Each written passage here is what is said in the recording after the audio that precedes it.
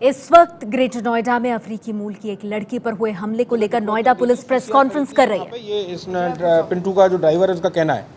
दूसरी एक इंटरेस्टिंग बात और जो इसमें निकल के आई है वो मैं आपको बता दूं कि युवती ने चौकी इंचार्ज को सीधे फोन किया, चौकी इंचार्ज राणा।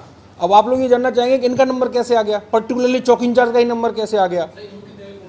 इनको 7:30 बजे फ़ोन किया है। 7:30 बजे जब वो हॉस्पिटल में पहुंची हैं, हॉस्पिटल का नाम था आइवरी हॉस्पिटल में, तो उन्होंने फ़ोन किया हमारे जो सब इंस्पेक्टर हैं मिस्टर राणा को, और ये कहा कि ये लोग हमें प्रॉपरली रेस्पॉन्ड नहीं कर रहे हैं, तो कृपया आप करके इनसे कह दीजिए हमारा इलाज सही करें।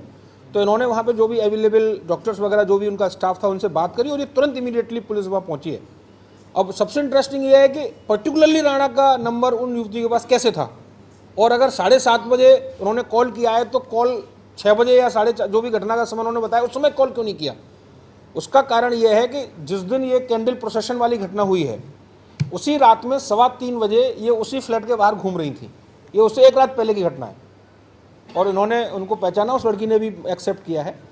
तो वो घूम रही थी अपने किन्हीं दोस्तों के साथ थी, तो इन्होंने पूछा क्योंकि उस रात पूरी फोर्स अलर्ट पे थी, उसी दिन घटना हुई थी। तो इन्होंने उस लड़की को एस्कॉर्ट करके फ्लैट तक पहुंचाया, बोले अभी रात का वक्त है आप इस तरह मत घूमिए। तो उस लड़की ने इनका नंबर एक रात पहले उसने ले लिया था कि साहब अगर हमें कोई दिक्कत होगी तो हम आपको फ़ोन कर देंगे।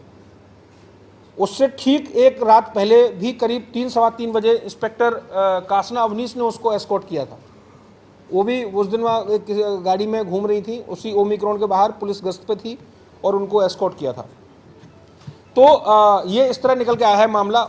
दूसरा एक और चीज़ जो है निकल के आई है, जो कल शाम को जब पुलिस ने इंटरोगेट किया तो इनके अपनी जो अफ्रीकन स्टूडेंट्स की जो एसोसिएशन है उनके जो भी लोग हैं, पदाधिकारी हैं, वो भी हम लोगों के साथ थे पूछताछ में। उन्होंने भी अभी SMS किया है, व्हाट्सएप किया है उनके स्टूडेंट ने, चार्ल्स कैनेडी ने, कि साहब ये जो युवती है she told Max that she fight with her friends and told us that Indians fight हर।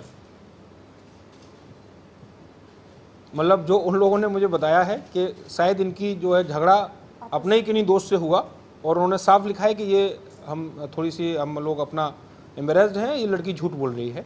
ये अभी चार्ल्स कैनेडी का भी शायद कुछ देर बाद हो सकता है वो हमें ज्वाइन भी करें, हमने उन्हें कहा भी आप भी आ जाएं। तो उन्होंने कहा है कि ये लड़की झूठ बोल रही है, साफ उन्होंने अभी मुझे कुछ ही मिनट पहले व्हाट्सएप भी किया है।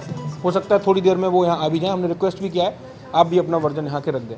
तो ये पूरी तरह से हो सकता है उनकी फ्रेंड्स या वो अपसेट रही हों या कुछ मेंटल थोड़ा सा उनको स्ट्रेस रहा हो, उन्होंने ये देख करके कि चूँकि झगड़ा हुआ है इधर इस चीज़ को इधर डाइवर्ट कर दिया।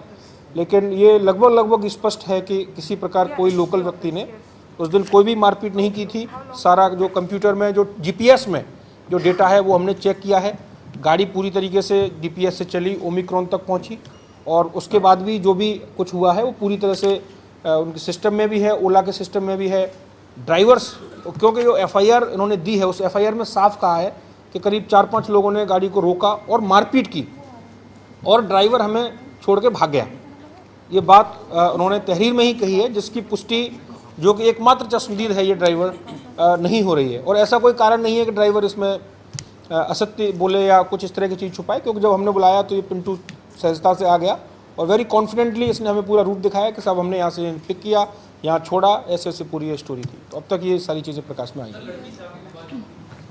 जी नहीं, हमारी बातचीत हुई है। तो शुरू में अब वो उतना डिटेल में नहीं बता रही हैं, उनके फ्रेंड्स कह रहे हैं कि साहब थोड़ा सा जो भी उनका रीजन हो। तो केन्याई लड़की पर हमले के मामले में पुलिस का यह बड़ा बयान, जहां ये कहा गया है कि ये युवती झूठ बोल रही है। खुद जो युवती के साथी हैं उनकी तरफ से एक जो मैसेज आया उसे पढ़ा गौतम बुद्ध नगर के SSP ने और कहा कि युवती का झगड़ा अपने ही दोस्तों से हुआ था, जिसे घुमा करके वो ड्राइवर के ऊपर ले गई। ये पूरा मामला जो पुलिस है वो बता रही है कि झूठा है किसी लोकल आदमी के साथ, यानी कि यहाँ पर जो सवालों के घेरे में है वो ड्राइवर है जो कि इस लड़की को लेकर के गया था, उसके बॉयफ्रेंड के घर पर छोड़ा था।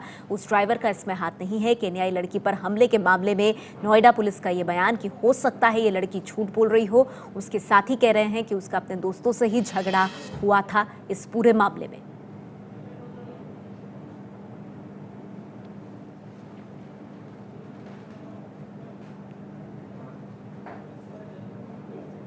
ये है ABP न्यूज़, आपको रखे आगे।